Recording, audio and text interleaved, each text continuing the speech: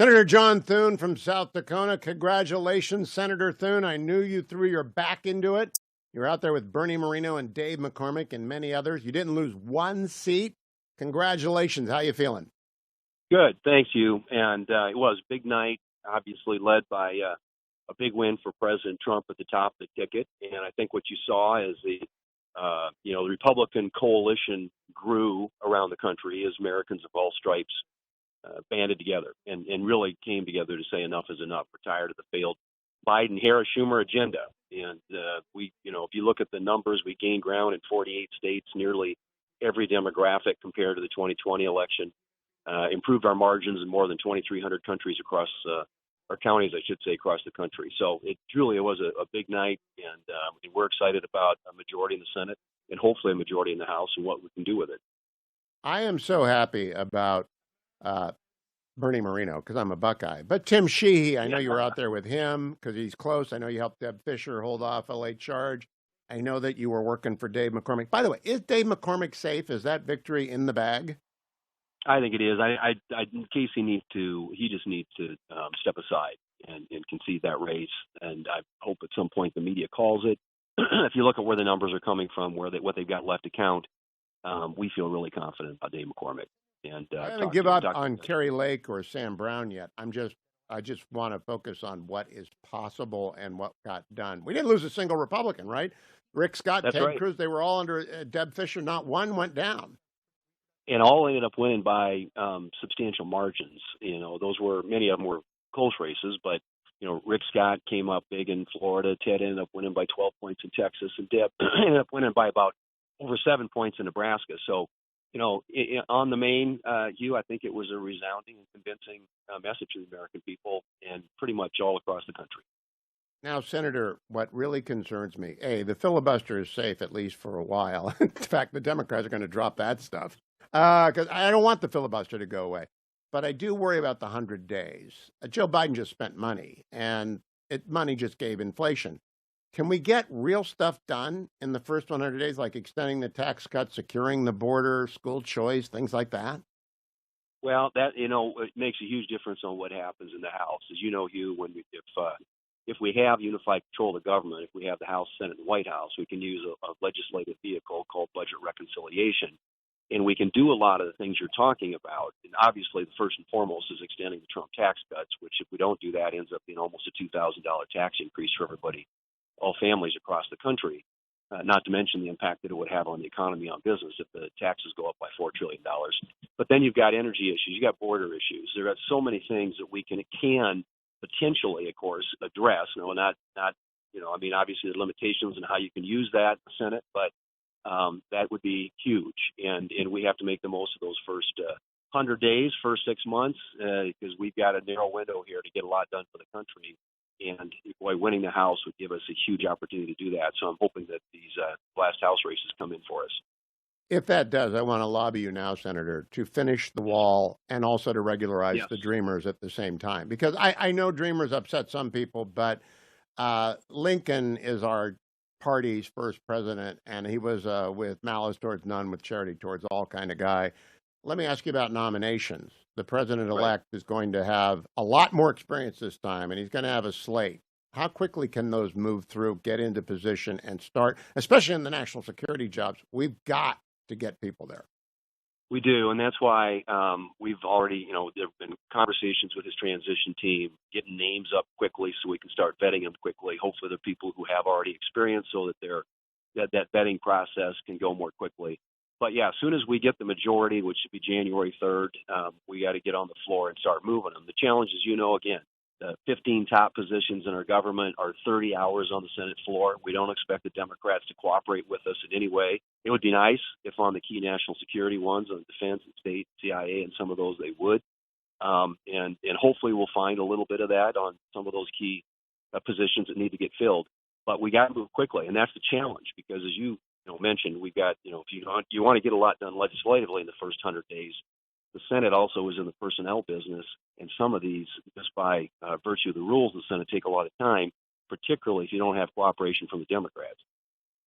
Do you have a word for Governor DeWine on the sort of skill set that he ought to be seeking for a replacement for Senator, now Vice President-elect Vance?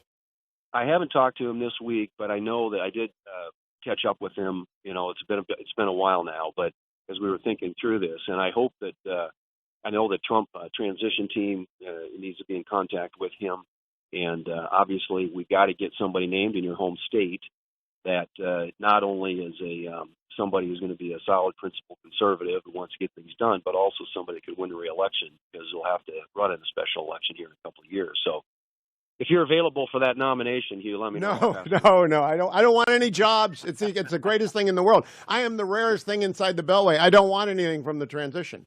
I don't want to go to the inauguration. I want nothing. Senator, let me ask you, though, about the Senate GOP. You've been led for so long by Leader McConnell. He's such a giant. He saved the Constitution with the no hearings, no votes policy when Justice Scalia died. Can the Senate, you'll have a leadership election. It will be hard fought. After it's all over, will it coalesce? Will the GOP coalesce in the Senate to work with Speaker Johnson if he holds the majority to get things done? Yeah, we have to. There are just no ifs, ands, and buts about it. And I think the one thing, at least I certainly hope in the Senate, that when this is all said and done, everybody recognizes what a narrow window this could be. I mean, 2 years is another election, and who knows who's going to be in charge of the majority. So we have to really move quickly, move decisively, and try and get as much of an agenda through as we possibly can. And I think that happens in the Senate, irrespective of how the leadership election comes out next week. Obviously, I hope it works in my direction, but we're going to, in any case, if we can get a House majority, we want to work with President Trump to move an agenda that we have really a fairly, I would say, rare opportunity historically to do. And there's a lot to get done, as you know.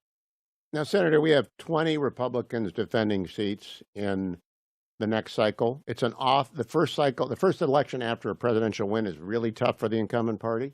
We got great people like Tom Tillis, et cetera, but you're going to have to find someone to run the NRSC again. I'd love to have Steve Daines do it again, but who do you think wants that job?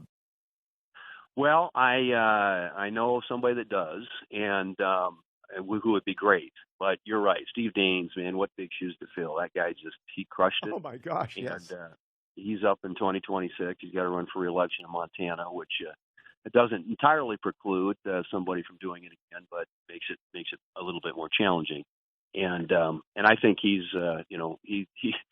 did his duty this time. But we're going to have our work cut out for us in 26. We've got a tough map, very different than this year, and we're going to need the right person in the job. But I think we've got somebody that could be really good at that, and I don't want to share that yet. No, that's fine. Just so long as they're thinking about it. Yeah. Let me close with this. In terms of the president-elect, do you think he's going to tap any of your people? I mean, we need an attorney general, and Ted Cruz and Josh Hawley and Mike Lee are all brilliant lawyers.